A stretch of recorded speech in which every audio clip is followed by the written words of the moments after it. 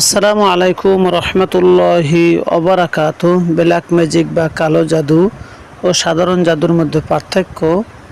এক, কালো জাদুর মধ্যে জাদুকর বারবার রহমানের সাথে কুফরি করে, শয়তানের সাথে অঙ্গীকার নবায়ন করে।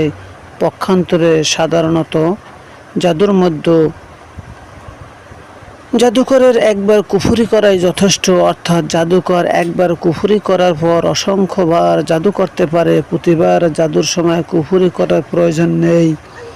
দুই, কালো জাদুর মধ্যে বড় জিনদের সন্তুষ্ট করার জন্য কুফরের নিকৃষ্টতম পন্থা অবলম্বন করা হয়, যেমন কোরআনের অসম্মান করা, চাই মুসাহাব বাথরুমে প্রবেশ করিয়ে হোক অথবা তাতে নাপাক কিছু ঢেলে হোক কিংবা নাপাকি দ্বারা মুসাহাব লিখে বা পদদলিত করে হোক। পক্ষান্তরে সাধারণ জাদুর মধ্যে এসবের প্রয়োজন হয় না, বরং তাতে জাদুকর কেবল জবান দ্বারা একবার কুফরি করলে যথেষ্ট হয়ে যায়।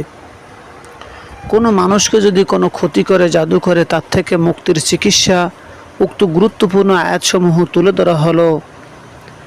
নিম্নের সূরা ও আয়াতগুলো পরে শরীরে ফুঁক দেবে নামাজের পরে, ইনশাআল্লাহ এই আয়াতের উসিলায় তাকে আর কোনো জাদুকর ক্ষতি করতে পারবে না।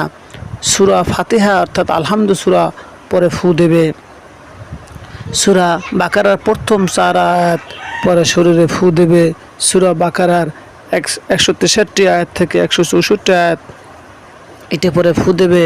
আয়াতুল কুরসি পরে ফু দেবে। সূরা বাকারার 284 থেকে 286 আয়াত পর্যন্ত পরে শরীরে ফুঁক দেবে।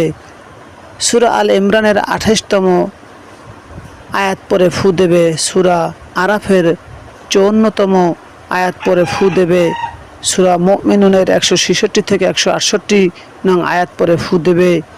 সূরা সফফাতের 1 থেকে 10 নম্বর আয়াত পর্যন্ত পরে শরীরে ফু দেবে। সূরা হাসরের অর্থাৎ সূরা হাসরের 22 থেকে 24 আয়াত পর্যন্ত পরে ফু দেবে। সূরা ইখলাস পড়বে, সূরা ফালাক পড়বে, সূরা নাস পড়বে। এইভাবে সে পানিতে ফু দিয়ে পান করবে এবং শরীরে মাসাও করবে। এবার প্রতিনিয়ত নিম্নে 1 সপ্তাহ করবে, 15 দিন করবে, এভাবে করতে থাকবে। আশা করা যায় আল্লাহর রহমতে পৃথিবীর কোনো জাদু তাকে ক্ষতি করতে পারবে না। এরপর সূরা ইউনূসের 81 থেকে 82 নম্বর আয়াত পরে শরীরে ফু দেবে। সূরা তহার